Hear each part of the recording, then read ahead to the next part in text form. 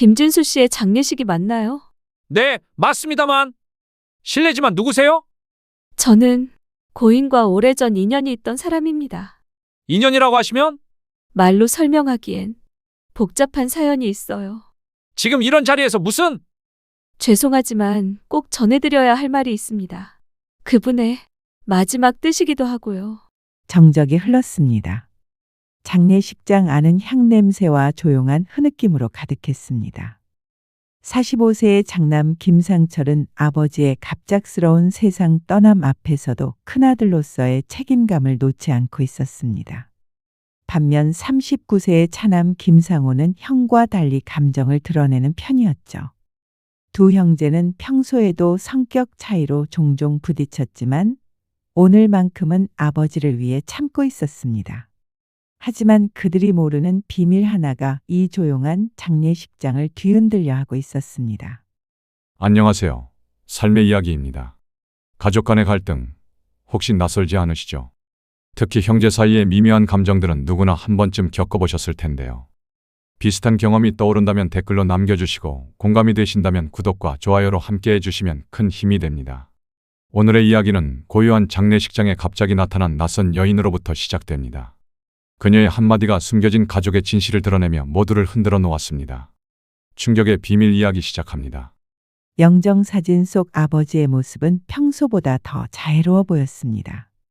흰 국화꽃들이 수북이 놓인 제단 앞에서 상철은 묵묵히 조문객들을 맞이하고 있었죠.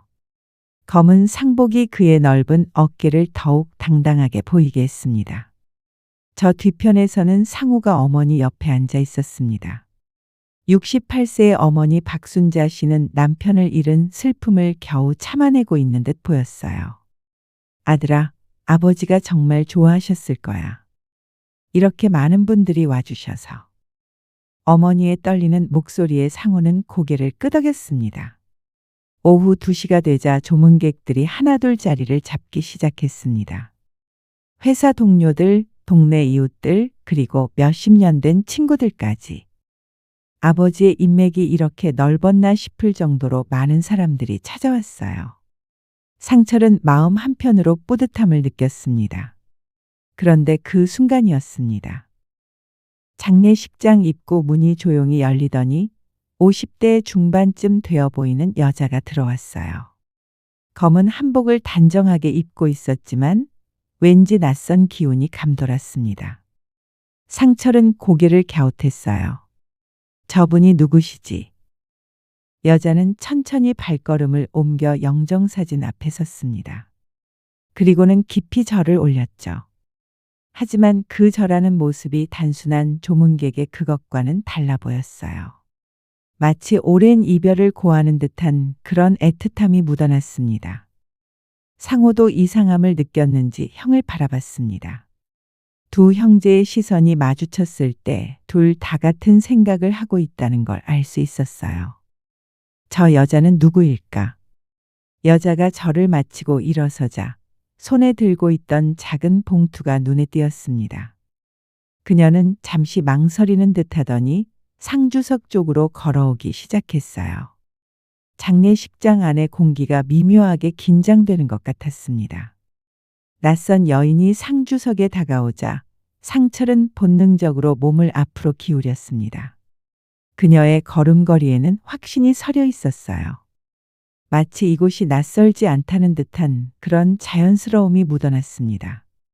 여인은 상철 앞에 멈춰 서더니 정중하게 고개를 숙였습니다. 상주분이시죠? 저는 이미연이라고 합니다. 그녀의 목소리는 떨리지 않았어요.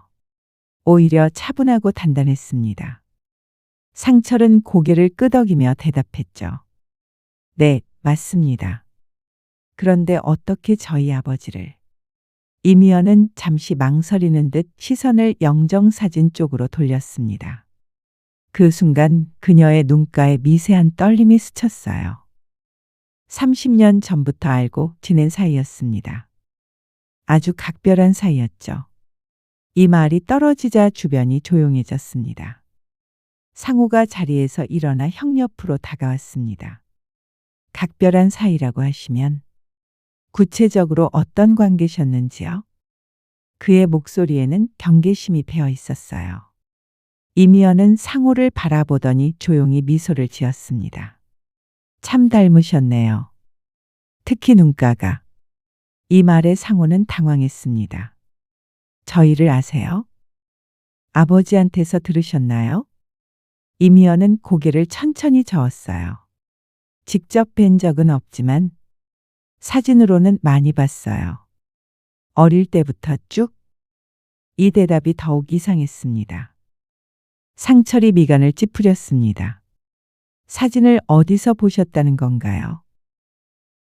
저희 아버지가 주변 분들에게 자식 자랑을 많이 하긴 했지만 이미연은 작은 봉투를 가슴에 꼭 안으며 말했어요. 그분이 직접 보여주셨어요. 정말 자랑스러워 하시더라고요. 어머니 박순자가 뒤에서 조용히 지켜보고 있었습니다. 그녀의 얼굴에는 알 수 없는 표정이 스쳐 지나갔어요. 혹시 남편이 말하지 않은 무언가가 있었던 걸까요? 순자는 입술을 꾹 다물고 있었습니다. 조문객들 사이에서도 웅성거림이 일기 시작했습니다. 저 여자가 누구야? 고인과 각별한 사이였다고. 30년 전부터 알고 지냈다고. 수군거리는 소리가 점점 커졌어요. 이미연은 주변의 시선을 의식하는 듯 상철에게 낮은 목소리로 말했습니다. 조용한 곳에서 따로 말씀드릴 수 있을까요? 여기서 하기엔 좀 그런 이야기라서요. 상철은 잠시 고민했습니다. 지금 장례식 중인데 자리를 비울 수는 없고 상호가 형의 고민을 눈치채고 말했어요. 형은 여기 계시고 제가 잠깐 이야기를 들어보겠습니다. 이미연은 고개를 끄덕였죠. 그러면 잠깐만. 그녀가 봉투에서 무언가를 꺼내려는 순간이었습니다. 갑자기 장례식장 뒤편에서 어머니의 작은 신음소리가 들렸습니다.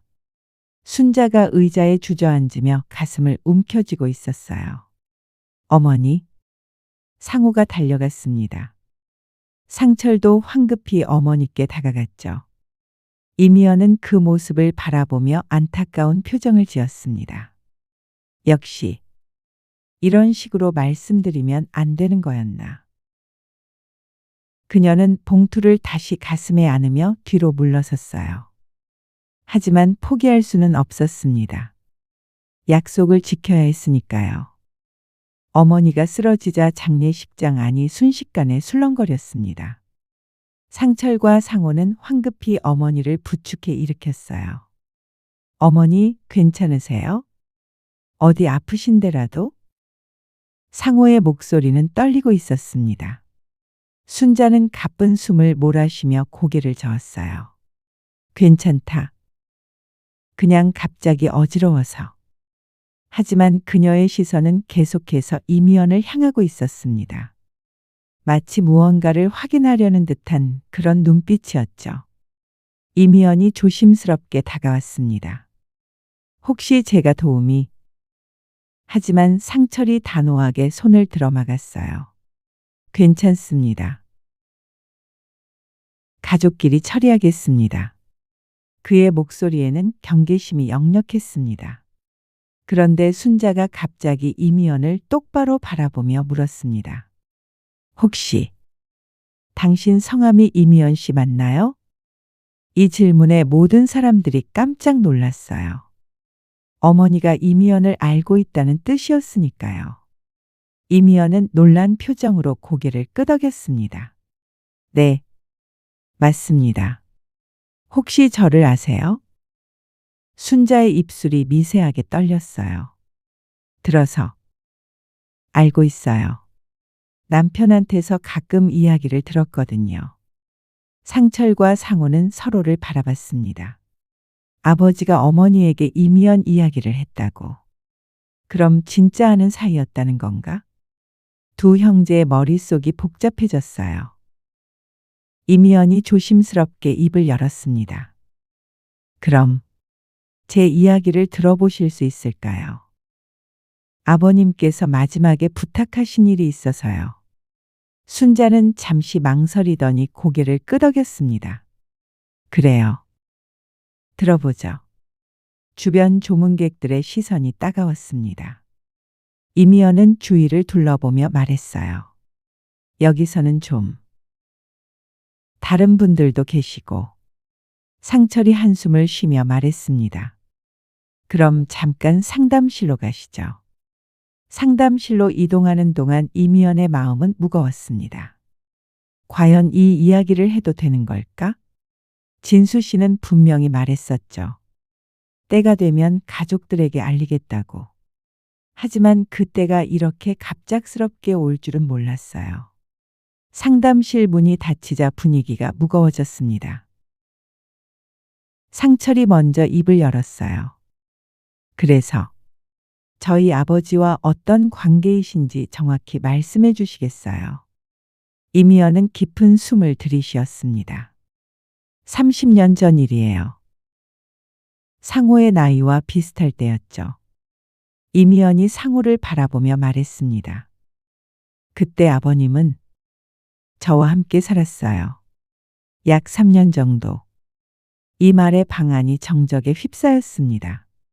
상호가 목소리를 높였어요. 그게 무슨 말씀이세요?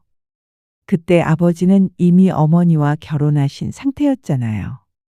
이미연은 고개를 숙였습니다. 알고 있어요. 그래서 더 복잡했던 거죠. 순자의 눈에 눈물이 고였습니다. 그 시절 남편이 출장이 잦다고 했던 때가 있었어요. 혹시 그때 이미연은 조용히 고개를 끄덕였습니다. 죄송해요. 정말 죄송합니다. 그런데 이미연이 다시 입을 열었습니다. 하지만 그게 전부가 아니에요. 제가 오늘 여기 온 이유는 다른 게 있어요. 그녀가 봉투를 꺼내며 말했습니다. 이걸 보시면 이해하실 거예요. 이미연의 손이 봉투 속으로 들어가자 상담실 안에 공기가 얼어붙었습니다. 상철과 상호는 숨을 죽이고 지켜봤어요. 순자는 떨리는 손으로 의자 팔걸이를 꽉 움켜쥐고 있었습니다. 첫 번째로 나온 것은 오래된 사진이었습니다. 색이 바랜 사진 속에는 젊은 시절의 아버지와 이미연이 함께 있었어요. 두 사람은 행복한 미소를 짓고 있었고 배경으로는 바닷가가 보였습니다. 상호가 놀란 목소리로 말했어요. 이게 정말 아버지세요. 이미연이 고개를 끄덕였습니다. 부산에서 찍은 사진이에요. 1995년 여름이었죠. 그때 아버님은 정말 자유로워 보이셨어요. 상철이 사진을 자세히 들여다봤습니다. 아버지의 표정이 평소 집에서 보던 것과는 완전히 달랐어요. 하지만 진짜 충격은 그 다음이었습니다. 이미연이 두 번째 사진을 꺼냈거든요. 그 사진에는 아버지와 이미연 그리고 한 명이 더 있었습니다. 어린 남자아이였어요. 5살 정도 되어 보이는 아이가 아버지 품에 안겨 있었습니다. 상호의 얼굴이 하얗게 질렸습니다. 이 아이는 누구예요? 이미연은 잠시 망설이더니 조용히 대답했어요. 제 아들이에요. 그리고 아버님의 아들이기도 해요. 이 말이 떨어지는 순간 방 안이 완전히 정적에 휩싸였습니다. 상철이 벌떡 일어나며 소리쳤습니다. 말도 안 돼요. 무슨 증거라도 있나요? 그냥 사진 한 장으로 어떻게? 이미연은 차분하게 세 번째 물건을 꺼냈어요. 출생신고서였습니다. 아버지 김진수, 어머니 이미연. 그리고 아이의 이름은 김준호였습니다. 순자가 떨리는 목소리로 물었습니다. 그럼 그 아이는 지금 어디에? 이미연의 눈에 눈물이 고였어요. 2년 전에 교통사고로 세상을 떠났어요. 아버님이 그 소식을 듣고 얼마나 슬퍼하셨는지. 그때부터 건강이 급격히 나빠지셨죠. 상호가 주저앉으며 머리를 감싸 쥐었습니다. 그럼 저한테는 형이 있었다는 말씀이세요? 아니, 있었는데 이미 죽었다는 거예요. 이미연은 고개를 끄덕였어요. 준호는 정말 착한 아이였어요. 아버님을 많이 닮았고. 그런데 이미연이 네 번째 물건을 꺼내면서 더 큰 충격을 안겨줬습니다. 그것은 아버지의 친필로 쓰인 유언장이었어요. 거기에는 이런 내용이 적혀 있었습니다. 나의 숨겨진 아들 준호가 먼저 세상을 떠났으니 준호의 목까지 상호가 이어받기를 바란다. 상철이 유언장을 빼서 읽어봤습니다. 정말 아버지의 글씨였어요. 그리고 마지막 줄에는 이런 문장이 있었습니다. 이미연에게는 평생 고마웠고 미안했다. 가족들이 그녀를 원망하지 말아달라. 순자가 조용히 울기 시작했습니다. 그동안 남편이 왜 그렇게 상호만 특별히 아껴주는지 이상했어요. 상철보다 상호를 더 자주 안아주고 더 많이 칭찬해주고. 이제야 이유를 알겠네요. 이미연이 마지막 물건을 꺼냈습니다. 그것은 통장이었어요. 아버님이 준호를 위해 모아뒀던 돈이에요. 준호가 죽고 나서는 상호 씨 명의로 바꾸라고 하셨어요. 통장 잔고는 2억이 넘었습니다. 상호가 떨리는 목소리로 말했습니다. 저는 이런 돈 받을 수 없어요. 형이 있는데. 이미연이 고개를 저었어요. 아버님의 뜻이에요. 상철 씨는 이미 충분히 받으셨고 이건 상우 씨와 돌아가신 준호의 몫이라고 하셨어요. 상철의 얼굴이 일그러졌습니다. 지금까지 모든 게 거짓이었다는 뜻인가요? 저희 가족이 알고 있던 아버지는 가짜였다는 거예요. 이미연은 안타까운 표정으로 대답했어요. 아버님은 두 가족 모두를 사랑하셨어요. 다만 말씀하지 못했을 뿐이죠. 상담실 안의 공기는 무거웠습니다. 충격적인 진실이 드러난 후 아무도 쉽게 입을 열지 못하고 있었어요. 상철은 유언장을 든 채 멍하니 앉아 있었고 상호는 고개를 숙인 채 주먹을 꽉 쥐고 있었습니다. 순자가 먼저 정적을 깼습니다. 그럼 남편이 돌아가시기 전에 마지막으로 하신 말씀이 이해가 가네요. 상호야, 내가 우리 집안의 기둥이 되어야 한다고. 그때는 무슨 뜻인지 몰랐는데 그녀의 목소리는 쓸쓸했어요. 상철이 갑자기 벌떡 일어나며 소리쳤습니다. 이건 말이 안 돼요. 아버지가 평생 저희를 속이셨다는 거잖아요. 그리고 2억이라는 돈을. 왜 상호만? 저는 장남인데. 그의 얼굴은 분노로 일그러져 있었어요. 이미연이 조심스럽게 말했습니다. 상철 씨, 아버님은 이미 집과 사업체를 물려주셨잖아요. 그건 장남으로서 받으신 몫이에요. 하지만 상철은 고개를 저었어요. 그것과 이것은 다르다고요. 형제가 평등해야 하는 거 아닌가요? 상호가 고개를 들며 형을 바라봤습니다. 형, 저는 정말 이 돈이 필요 없어요. 형이 가지세요. 저는 지금까지처럼 그냥 월급쟁이로 살겠어요. 하지만 상철의 분노는 쉽게 가라앉지 않았습니다. 아니야. 문제는 돈이 아니라고. 상철이 주먹으로 테이블을 쳤어요. 우리 아버지가, 우리 가족이 거짓 위에 세워졌다는 게 문제라고. 다른 여자와 아이까지 있으면서 우리한테는 한마디도 안 하시고. 순자의 눈에서 눈물이 흘러내렸습니다. 사실 저도 어렴풋이 알고 있었어요. 남편이 가끔 다른 곳에 마음을 두고 있는 것 같다는 느낌이. 하지만 묻지 않았어요. 가족을 지키고 싶어서. 이 고백에 상철과 상호 모두 충격을 받았습니다. 이미연이 안타까운 표정으로 말했어요. 아버님도 정말 힘들어하셨어요. 두 가족을 모두 사랑하는데 어느 쪽도 포기할 수 없다고. 특히 준호가 죽고 나서는 더욱 괴로워하셨죠. 자신 때문에 모든 게 복잡해졌다면서. 상호가 떨리는 목소리로 물었습니다. 그럼 저는 누구인가요? 진짜 아버지 아들인가요? 아니면? 이미연이 급하게 고개를 저었어요. 아니에요. 상호 씨는 분명히 순자 씨의 아들이에요. 다만 아버님이 준호를 많이 그리워하셔서 상호 씨를 더 각별히 여기셨을 뿐이에요. 그런데 상철이 갑자기 다른 걸 생각해냈습니다. 잠깐. 그럼 다른 친척들은 뭐라고 할까요? 이 이야기가 퍼지면 우리 집안 체면이 완전히 망가져요. 회사 일도 영향을 받을 거고. 그의 목소리에는 걱정이 가득했어요. 이미연이 고개를 끄덕였습니다. 그래서 아버님이 평생 비밀로 하신 거예요. 하지만 돌아가시기 전에 적어도 가족들만은 알아야 한다고 하셨어요. 준호의 존재라도 인정해달라고. 상호가 사진을 다시 들여다봤습니다. 준호라는 아이의 얼굴을 자세히 보니 정말 아버지를 닮았어요. 특히 눈썹이며 입꼬리가 어쩐지 낯설지 않은 느낌이었습니다. 이 아이가 제 형이었다는 거군요. 순자가 한숨을 깊게 내쉬었습니다. 이제 와서 원망해봤자 소용없어요.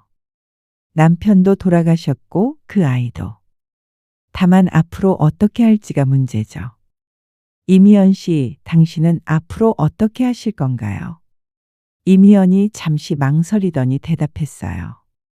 저는 그냥 조용히 살려고 해요.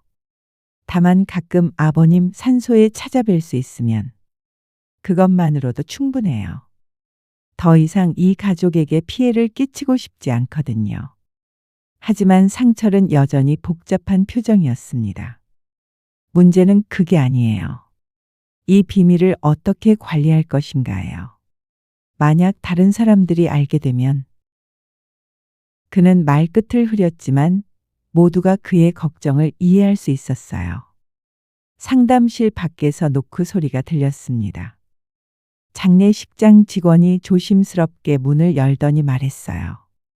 죄송합니다만 발인 시간이 다가와서 가족분들이 나오셔야 할 것 같습니다. 이 말에 모두가 현실로 돌아왔어요. 상철이 시계를 보며 한숨을 쉬었습니다. 벌써 이런 시간이. 일단 장례식부터 마저 치러야겠네요. 하지만 그의 목소리에는 여전히 혼란이 묻어 있었어요. 이미연이 조심스럽게 일어서며 말했습니다. 저는 이제 가보겠습니다. 너무 오래 머물면. 그런데 상호가 갑자기 이미연을 불러 세웠습니다. 잠깐만요. 이미연 씨, 혹시 준호 형에 대해서 더 들을 수 있을까요? 어떤 아이였는지, 뭘 좋아했는지. 저도 형에 대해서 알고 싶어요. 이 말에 이미연의 눈에 눈물이 고였습니다. 준호는 정말 따뜻한 아이였어요. 이미연이 미소를 지으며 말했습니다. 아버님을 많이 닮아서 다른 사람을 배려할 줄 알았고 공부도 잘했어요. 대학에서 사회복지학을 전공했거든요. 가난한 사람들을 도와주고 싶다면서. 상호의 표정이 밝아졌습니다. 저도 봉사활동을 자주 해요. 혹시 그것도? 이미연이 고개를 끄덕였어요. 아마 그럴 거예요. 아버님이 말씀하시길 상호 씨도 참 착하다고. 준호와 비슷한 마음을 가지고 있다고 하셨거든요. 순자가 조용히 말했습니다. 그럼 그 아이 사진을 한 장 더 받을 수 있을까요? 아들 같은 마음으로 챙겨주고 싶어서요. 이미연은 놀란 표정을 지었어요. 정말? 괜찮으세요? 순자가 고개를 끄덕였습니다. 이미 지나간 일이고 그 아이에게는 죄가 없잖아요. 상철도 조금씩 마음이 누그러지는 것 같았습니다. 사실 아버지가 왜 그렇게 사시는지 이해가 안 갔어요. 항상 무언가 짐을 지고 계신 것 같았거든요. 이제야 그 이유를 알겠네요. 그의 목소리에는 원망보다는 안타까움이 배어 있었어요. 이미연이 가방에서 준호의 다른 사진을 꺼냈습니다. 대학 졸업사진이었어요. 환하게 웃고 있는 준호의 모습이 정말 아버지를 닮아 있었습니다. 이 사진은 드릴게요. 아버님이 가장 자랑스러워 하셨던 사진이거든요. 상우가 사진을 받아들며 말했습니다. 고마워요. 그런데 준호 형 산소는 어디에 있나요? 언젠가 찾아뵙고 싶어서요. 이미연이 주소를 적어주며 대답했어요. 아버님 산소와는 멀지만 조용한 곳이에요. 준호가 좋아했을 만한 장례식장으로 돌아가는 길에 상철이 말했습니다. 생각해보니 아버지도 힘드셨을 것 같아요. 두 가족을 모두 사랑하면서도 어느 쪽에게도 온전할 수 없었으니까. 상호가 고개를 끄덕였어요. 그래서 저희에게 말씀 못하신 거겠죠. 순자가 깊은 한숨을 내쉬며 말했습니다. 이제는 미워할 기운도 없어요. 남편도 죽었고 그 여자도 혼자 고생하며 아이를 키웠을 텐데 오히려 고마워해야 할 것 같아요. 마지막에라도 진실을 말해줘서. 발인식이 시작되자 이미연은 멀리서 조용히 지켜보고 있었습니다. 상철과 상우가 아버지의 관을 메고 나오는 모습을 보면서 그녀는 마음속으로 말했어요. 아버님, 이제 편히 쉬세요. 준호도 하늘에서 기다리고 있을 거예요. 영구차가 출발하자 조문객들이 하나둘 돌아갔습니다. 그런데 상우가 갑자기 형에게 말했어요. 형, 2억 그 돈 반으로 나눠요. 저 혼자 가질 수는 없어요. 상철이 고개를 저었습니다. 아니야, 그건 너와 준호 형 몫이라고 아버지가 하셨잖아. 그럼 대신에 상우가 제안했어요. 그 돈으로 준호 형 이름으로 장학금을 만들어요. 사회복지학과 학생들을 위한. 그렇게 하면 준호 형도 기뻐하실 것 같고 아버지 마음에도 위로가 될 것 같아요. 상철의 얼굴에 처음으로 미소가 번졌습니다. 그거 좋은 생각이네. 상철이 고개를 끄덕였어요. 그럼 이미연 씨한테도 말씀드려보자. 분명 좋아하실 거야. 두 형제는 처음으로 마음이 하나가 되는 느낌이었습니다. 장지에 도착했을 때는 해가 서쪽으로 기울어 있었습니다. 아버지의 관이 땅에 묻히는 순간 상철과 상우는 서로 어깨를 맞대고 서 있었어요. 이제 진짜로 아버지와의 마지막 이별이었습니다. 하관식이 끝나고 사람들이 하나둘 돌아갈 때 이미연이 멀리서 다가왔습니다. 상우가 그녀를 발견하고 손을 흔들었어요. 이미연 씨, 이쪽으로 오세요. 이미연은 망설이다가 천천히 걸어왔습니다. 상철이 먼저 입을 열었습니다. 이미연 씨, 아까 상우가 제안한 장학금 이야기 어떻게 생각하세요? 이미연의 눈이 커졌어요. 정말 그렇게 해주실 건가요? 상우가 고개를 끄덕였습니다. 준호 형의 꿈을 이어가는 거예요. 순자가 다가와서 이미연의 손을 잡았습니다. 미안해요. 그동안 모른 척했던 것. 사실 남편 마음이 어디에 있는지 알고 있었거든요. 하지만 가족을 지키고 싶어서. 이미연은 눈물을 흘리며 대답했어요. 아니에요. 저야말로 죄송해요. 정말 죄송해요. 상우가 준호의 사진을 꺼내보며 말했습니다. 이제는 형이라고 불러도 될까요? 준호 형? 상우의 목소리는 떨리고 있었어요. 이미연이 미소를 지으며 고개를 끄덕였습니다. 준호가 들으면 정말 기뻐할 거예요. 동생이 생겼다고.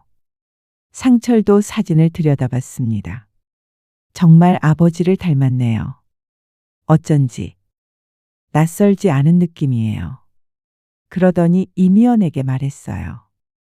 장학금 설립할 때 이미연 씨도 함께 하시면 어떨까요? 준호의 어머니니까 당연히 참여하셔야죠.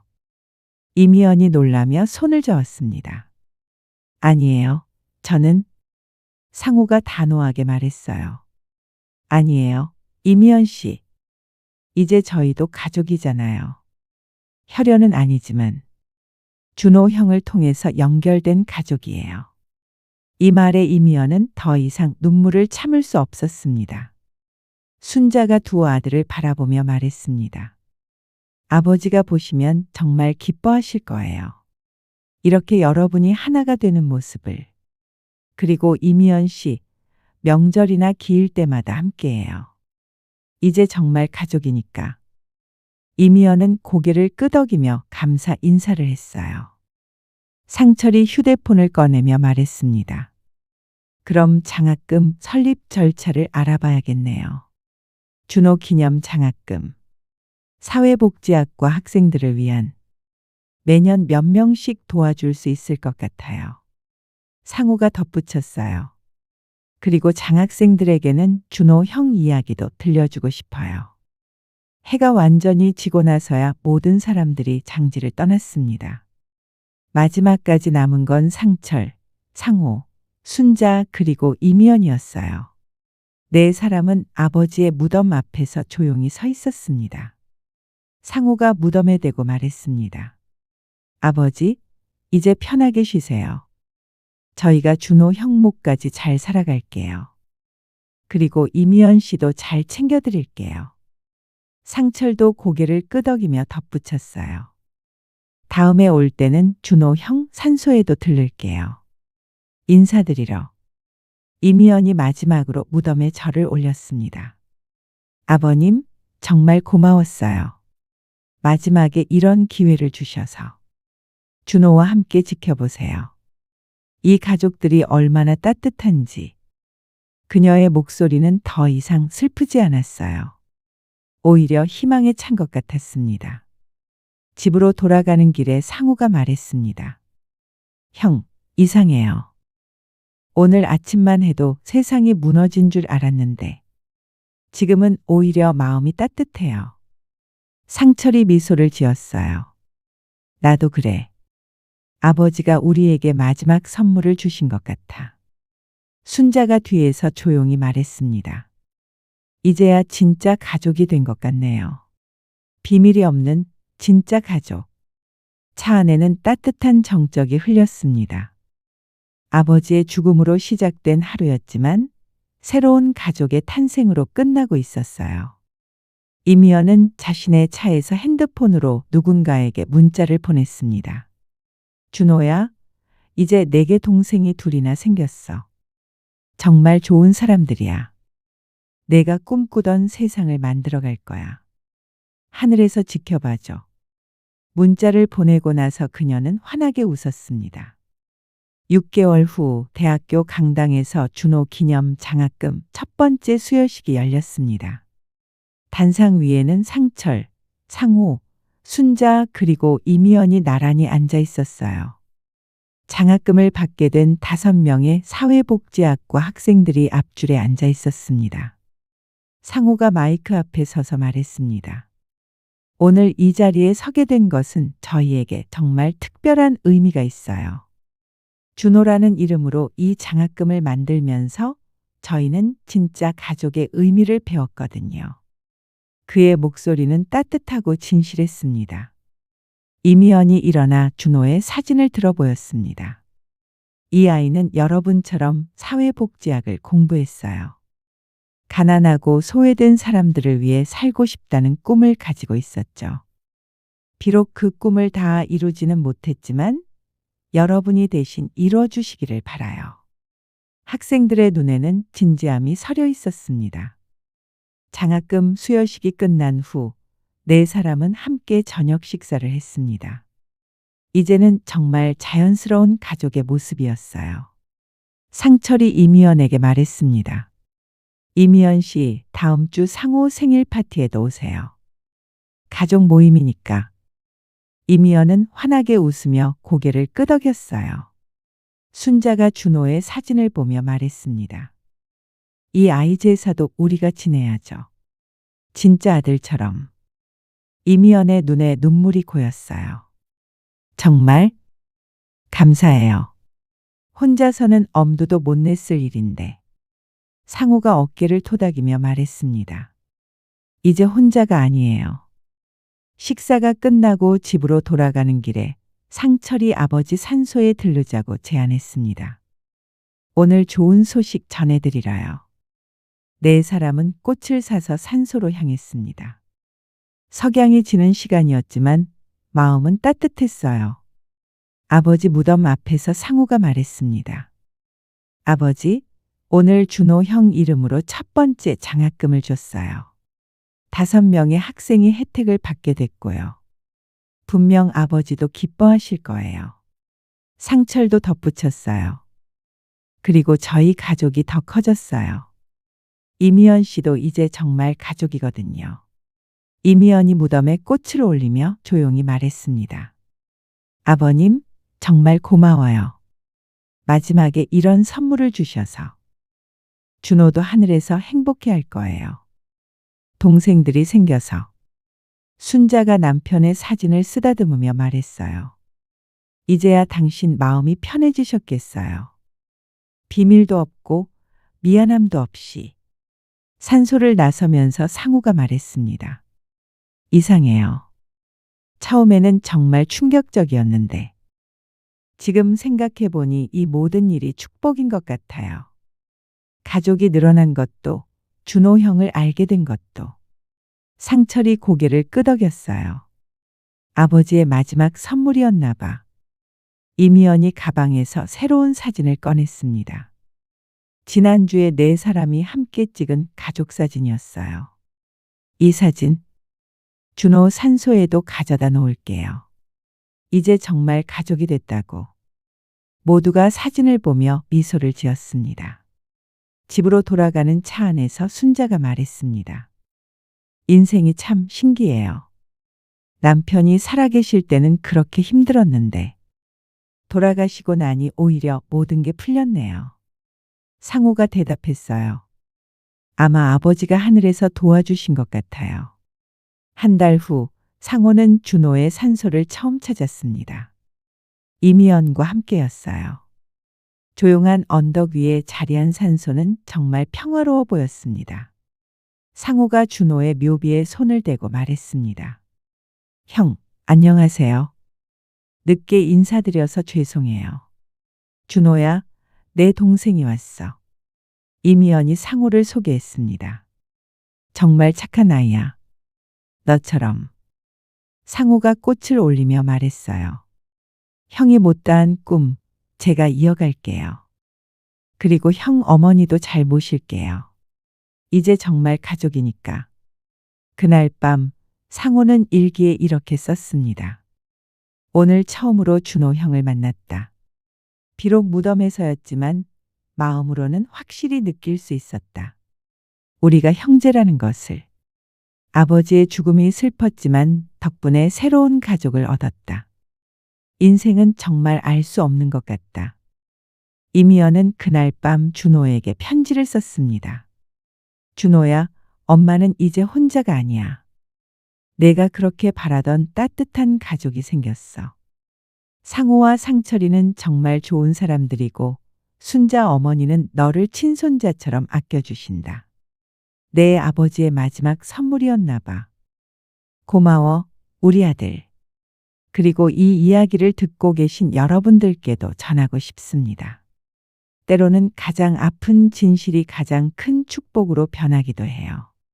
숨겨진 비밀들이 밝혀질 때는 힘들지만 그 후에 찾아오는 진짜 사랑과 이해는 그 모든 고통을 치유해 줍니다. 가족이란 혈연만으로 이루어지는 게 아니라 마음으로 연결되는 것이라는 걸 이 가족은 보여주었습니다.